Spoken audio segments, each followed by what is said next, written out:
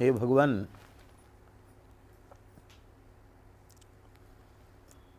हमारी आपके चरणों में प्रार्थना है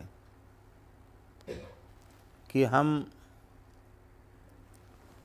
आपके स्वभाव को, आपके शील को, आपके गुणों को, आपकी अपार करुणा को, आपके अपार भक्तों के प्रति वात्सल्य को और आपकी निरतिशय उदारता को संतों से, गुरुजनों से जानकर भी अब और किसके द्वार पर मैं जाऊं। आपका चरित्र न सुना होता, आपके मंगलमय शील स्वभाव का श्रवण न किया होता तो इधर उधर भटकता।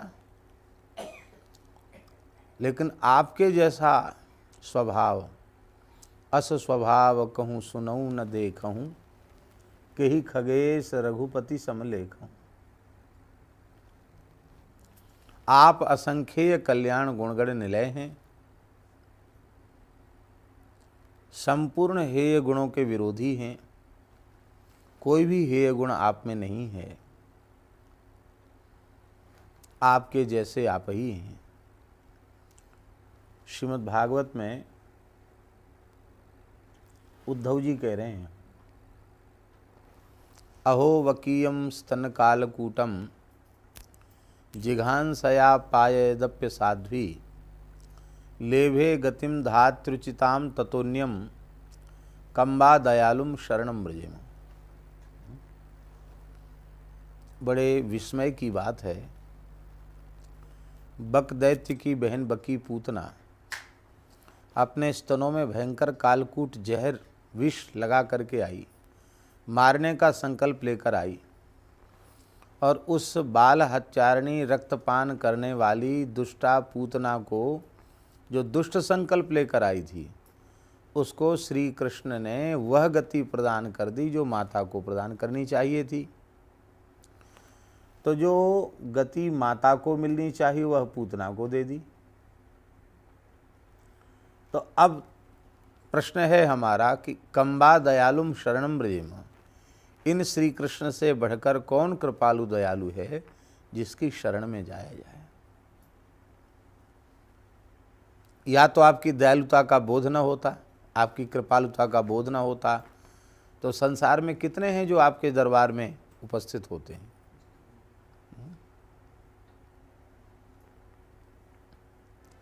हरि गुरु संतों की कृपा से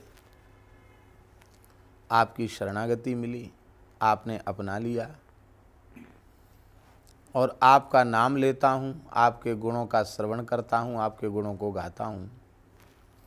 अब इतने के बाद भी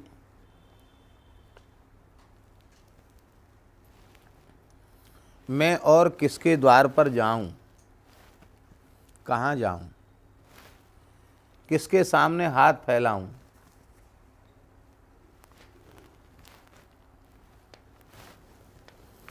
किसके सामने हाथ फैलाऊं, क्योंकि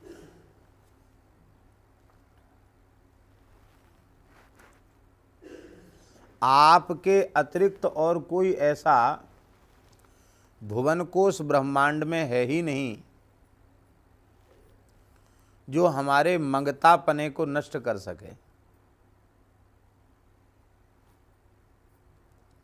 मंगतापना कब, मंगतापना जानते हो ना, मांगने का अभ्यास, आदत, मंगतापन वो कब नष्ट होगा।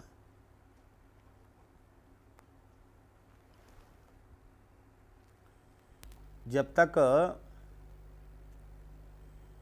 पूर्णता जीवन में नहीं आएगी,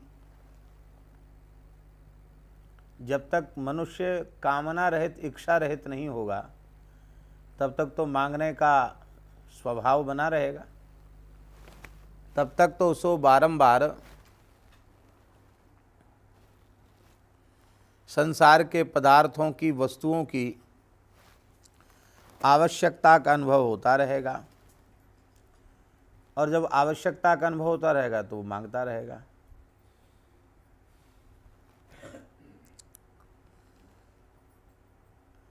जब तक जीव की स्थिति, जीव के अंतःकरण की स्थिति शरीर और संसार में है, तब तक उसका मगतापना नष्ट नहीं हो सकता।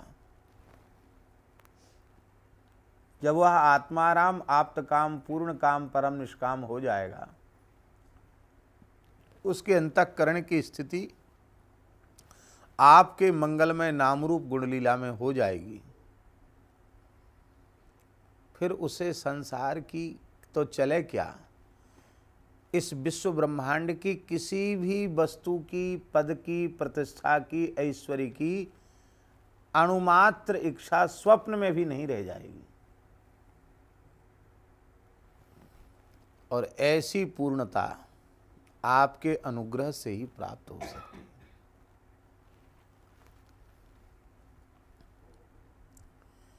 जो स्वयं अपूर्ण है, अधूरा है, वह दूसरे को पूरा कैसे करेगा? जीव के अभाव की निवृत्ति आपका हुए बिना होती नहीं। आपका हो जाए, सारे अभाव समाप्त हो जाते हैं। अभाव इसलिए समाप्त हो जाते हैं कि अभाव जो है ना वो प्रकृति में है, और भगवदीय होने के बाद चित्त की स्थिति भगवान में हो गई। भगवान में हो गई तो कुछ नहीं चाहिए। सकल भुवन मध्य निर्धनास्ते धन्या, निवसति हृदय साम श्री हरेर भक्ति रेखा, हरिरपि निज लोकम सर्वथा तो विहाय, प्रविशति हृदय तेषां भक्ति सूत्रोपनद्धा। संसार में धनहीन पुरुष को अच्छा नहीं माना जाता है। उसको लोग कहते रहे बड़ा गर्हित है। सर्वे गुणाः कांचनमाश्रयन्ति, धनवान पुरुष को ही श्रेष्ठ माना जाता है।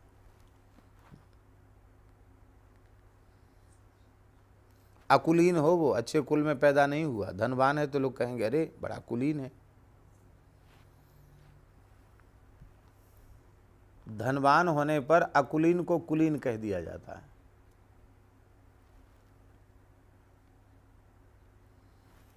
कुछ बोलना न जानता हो, लोग कहेंगे वाह कितना गंभीर उन्होंने वक्तव्य दिया, उसको अच्छा प्रवचन करता माना जाएगा।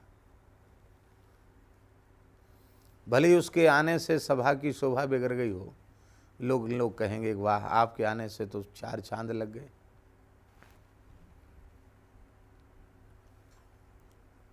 सारे दोष ढक गए और सारे गुण प्रकट हो गए। सर्वे गुणाः कांचनमाश्रयन्ति, सारे गुण धन में हैं। लेकिन ये संसार की स्थिति है। संतों की सभा में, भगवान के प्रेमी अनुरागी भक्तों की सभा में, संसार का भले ही वह सबसे बड़ा दरिद्र कंगाल व्यक्ति, धनहीन व्यक्ति हो, लेकिन यदि विशुद्धा रसरूपा प्रेम लक्षणा भक्ति उसके हृदय में विराजमान है तो वह संतों की सभा में धन्यवाद देने के योग्य होता है। क्यों? वैकुंठनाथ भगवान श्री हरि उसके प्रेम सूत्र में बंधकर, भक्ति सूत्र में बंधकर उसके हृदय में आकर विराजमान हो जाते हैं, बंध के बैठते हैं। इसका मतलब है उनकी हिम्मत नहीं जो हृदय से निकल के कहीं चले जाएं। ऐसे प्रेम बंधन में बंध करके वो बैठते हैं।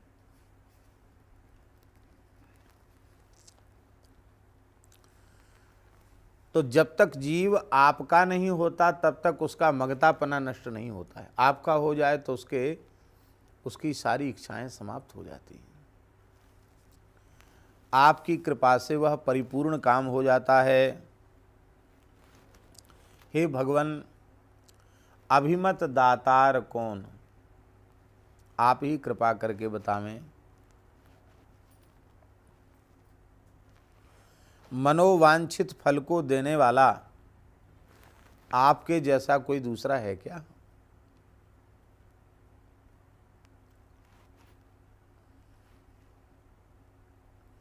देवता फल तो देते हैं पर बड़े स्वल्प फल देते हैं। छाएव कर्म सचिवाः, छाया के समान देवता कर्म सचिव हैं। हाथ उठाया हाथ की छाया जितनी उठी, जितना हाथ उठा उतनी हाथ की छाया उठ गई। एकदम बनियागिरी वाला हिसाब किताब जोड़ करके, गुणा भाग लगा करके तब देवता स्वल्प फल देते हैं। और आप लेते तो कुछ भी नहीं हो, देते सर्वस्व दे देते हो। अरे फल की क्या चले, आप रीझ जाते हो तो अपने आप को भी दे डालते हो। तो ऐसा उदार चक्र चूड़ामणि आपके अतिरिक्त और होगा कौन? वह तो एकमात्र आप ही हैं। हे भगवान, मन वांछित फल को देने वाला आपके जैसा कोई दूसरा नहीं है। अभिमत दातार कौन, दुख दरिद्र दारे, जो हमारे दुख और दारिद्र्य का विनाश करने वाला हो। दुख क्या है और दारिद्र्य क्या है?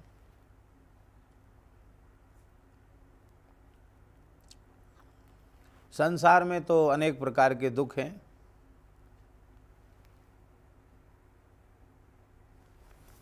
लेकिन जो निष्काम प्रेमी भक्त हैं, उनके जीवन में किसी लौकिक पारलौकिक पदार्थ वस्तु की तो चाह उनके जीवन में है नहीं, चाहिए नहीं कुछ, तो दुख क्या होगा? पर एक ही दुख उनके हृदय में सदा व्याप्त रहता है। कौन सा दुख? हे रघुनंदन प्राण प्रीते, तुम बिन जियत बहुत दिन बीते। ये दुख उनको व्याप्त रहता है। न जाने कितने कल्प, कितने युग बीत गए आपको देखे बिना। श्रीमन महाप्रभु जी कह रहे हैं, युगायितम निमेषेण चक्षुषा प्रावृषायितम शून्यायितम जगत सर्वम गोविंद विरहेण में।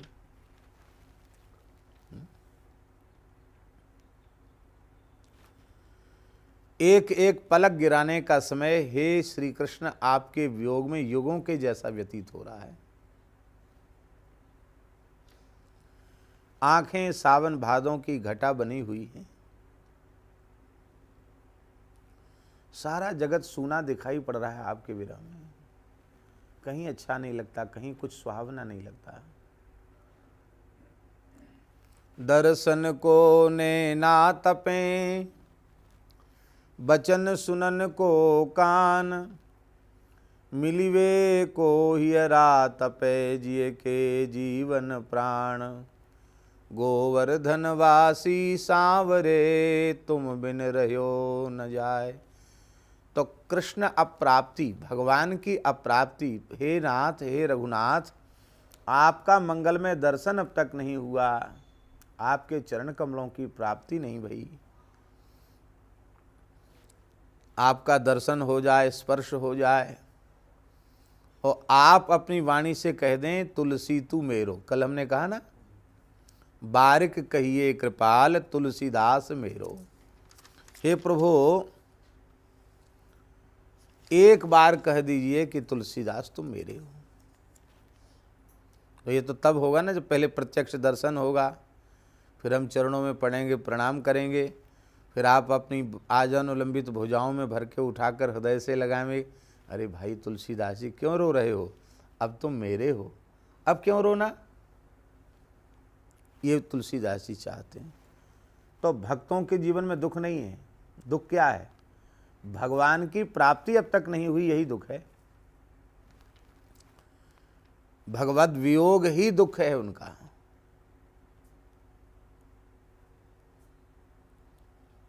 मीरा जी कह रही है, जो मैं ऐसा जानती प्रीति किए दुख होए, नगर ढिंढोरा पीटती प्रीति करो जनि कोय। हमें ऐसा पता होता कि इतना रोना तड़पना पड़ेगा तो हम तो सब जगह घोषणा कर दे, भैया सावधान रहना, भगवान के प्रेम के चक्कर में मत पड़ना। यही दुख है। इस दुख का नाश अभिमत क्या है? तुलसीदास जी का अभिमत है केवल प्रभु का प्रत्यक्ष दर्शन, उनकी निरंतर निष्काम सेवा, यही उनका अभीष्ट है और इसी दुख की निवृत्ति वे चाहते हैं। दारिद्र्य क्या है?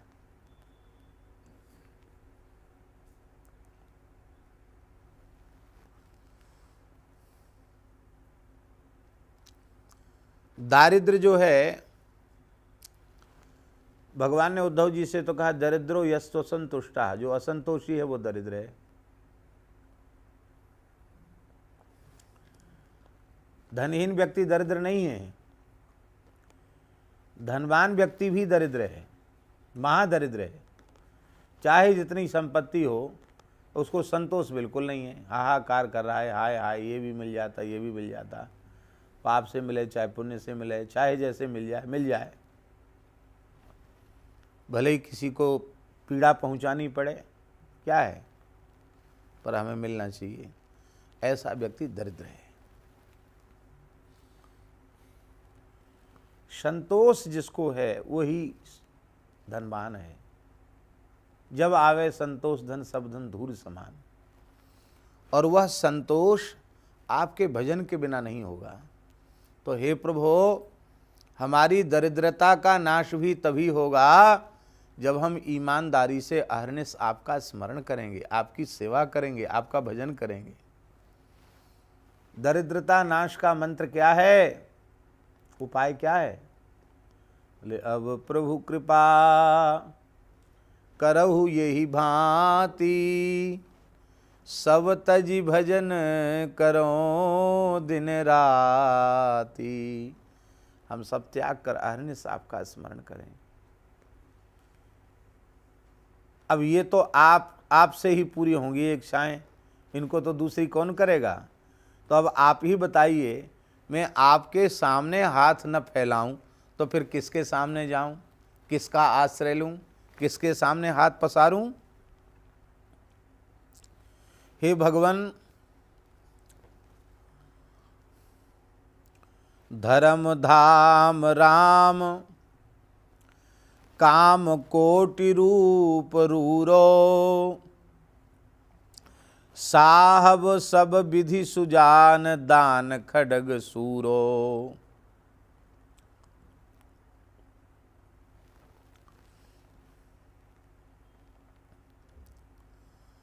जीवन में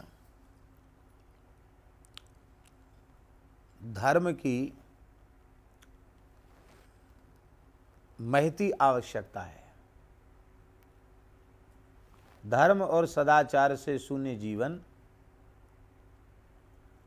आकार प्रकार में मनुष्य के जैसा दिखने पर भी मनुष्य का नहीं है। आकार में तो लगेगा कि आदमी है, लेकिन जिसके जीवन में सत्य सदाचार धर्म नहीं है, उस व्यक्ति का जीवन पशु से भी गया बीता है। पशु से इसलिए गया बीता है कि पशु अपनी उदर पूर्ति के लिए किसी से झूठ नहीं बोलता, किसी की चोरी नहीं करता, बेईमानी नहीं करता, किसी के घर पे कब्जा नहीं करता, किसी की जमीन नहीं हड़पता। हाँ, उतना जरूर है कि पशु जो है वो उसकी कामना पूर्ति में कोई दूसरा पशु बाधक बनता है तो बस उतना स्वार्थ सिद्धि के लिए लड़ झगड़ लेता, इतना ही है। बाकी और कुछ बेवजह किसी से अटके, किसी की ज़मीन पर कब्जा करे, किसी से झूठ बोले। यहाँ तक कि एक बात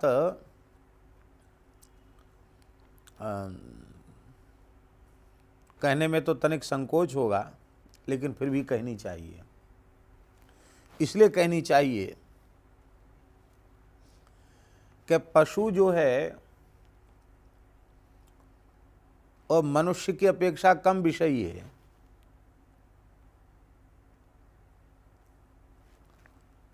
कोई भी पशु मादा जब वह गर्भ धारण के योग्य होती है तभी नर पशु का समागम करती है।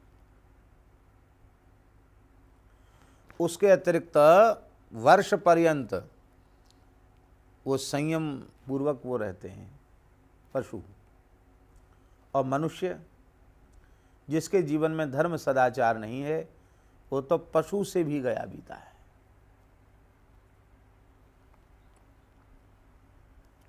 पशु की अपेक्षा और अधिक नीचे गिर जाता है।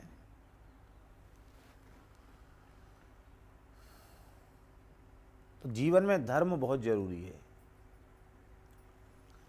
धर्मेण हीनः पशुभिः समानः, धर्म से हीन मनुष्य पशु के समान है और पशु से भी गया बीता है। धर्म क्या है? गोस्वामी तुलसीदास जी कहते धर्म धाम राम, राम जी ही धर्म के धाम हैं। धाम माने घर। धर्म रहता कहाँ है? राम जी में रहता है। आपको धर्म के संबंध में कुछ समझना है, जानना है, तो आप राम जी को देख लो। राम जी में धर्म रहता है। प्रातःकाल जगने से लेके सोने तक राम जी की प्रत्येक क्रिया ऐसी है जो धर्म और सदाचार के अनुकूल है।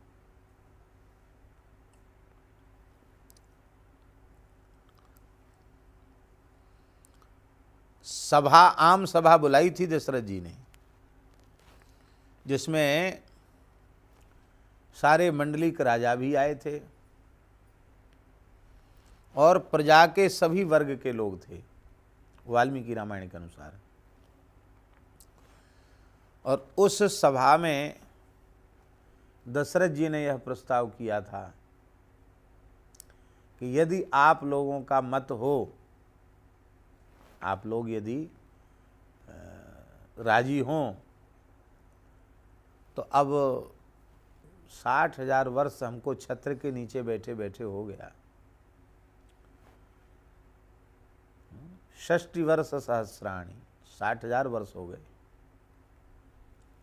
अब हम अपनी आँखों से श्री राम को युवराज पद पर अभिषिक्त होते हुए देखना चाहते हैं। तो वाल्मीकि में लिखा है कि जैसे मेघ के काली काली घटाओं को देख करके और गर्जना सुन करके मयूर पंख फुला करके कूजने लग जाते हैं, नाचने लग जाते, सब नाचने लग गए। अरे बोले महाराज, अयोध्या नहीं पूरे धरती के लोग यही कामना कर रहे हैं कि राम जी युवराज। दशरथ जी ने राजनीतिक पैंतरा बदला। दशरथ जी बोले इसका मतलब है हमारे शासन में, हमारे प्रजा पालन में कहीं न कहीं चूक कमी रह गई। तो आप हमको नहीं चाहते हो, राम जी को युवराज बनाना चाहते हो। तो ऐसी कौन सी बात है जो आप लोग राम जी के पक्ष में, एक भी कोई विरोधी नहीं है, सब एक साथ राम जी को युवराज क्यों बनाना चाहते हो? सब सन्नाटा छा गया। कह रहे महाराज ये तो हमारे मन की ले रहे थे अपना, तो इन्होंने तो दूसरी ही बात कह दी। इन्होंने कहा नहीं आप बोलो। तो सभा के लोग उठ के खड़े हुए। उन्होंने कहा महाराज सत्य बोलने का, निर्भीकता का पाठ आप लोगों ने ही हमको पढ़ाया है, इसलिए हमें तनिक भी संकोच नहीं है। आपके पवित्र सूर्य वंश में, इक्ष्वाकु वंश में राम जी के जैसे गुण तो राम जी में ही है। आप में कोई कमी नहीं है। आपने अपने औरस पुत्रों के समान हमारा पालन पोषण किया है, पर राम जी के जैसे गुण तो राम जी में। छोटे छोटे बालक और स्त्रियां देवताओं की उपासना करके यही मांगती हैं कि राम जी राजा बने। फिर राम जी के गुणों का प्रजा ने वर्णन किया है। कितनी प्रसन्नता हुई है दशरथ जी को।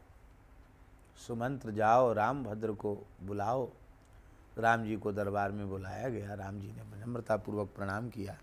कहा देखो सारी प्रजा, सभी प्रकृति, सभी तुम्हें युवराज पद पर अभिषिक्त होते हुए देखना चाहते हैं। राम कल पुष्य नक्षत्र में तुम्हारा राज्याभिषेक होगा।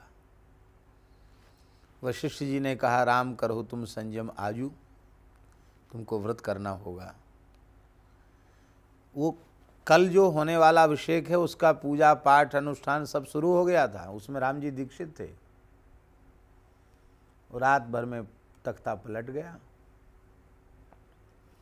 सवेरे राम जी पहुंच गए और दशरथ जी की स्थिति उन्होंने देखी। राम जी का वनवास हो गया।